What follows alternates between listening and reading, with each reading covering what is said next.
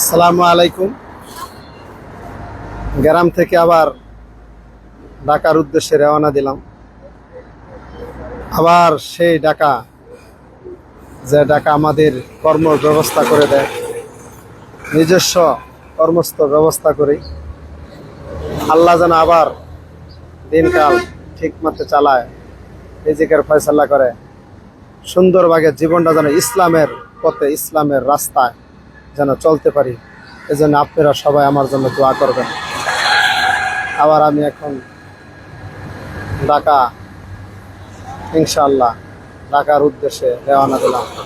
আপনারা সবাই দোয়া রাখবেন, আল্লাহ যেন শুকরিয়া, সে সৃষ্টিকর্তার ভয় অন্তরে রাখবো, সৃষ্টিকর্তার ভয় অন্তরে রাখবো, 5 ওয়াক্ত নামাজ পড়ব, মৃত্যুর কথা স্মরণ করব।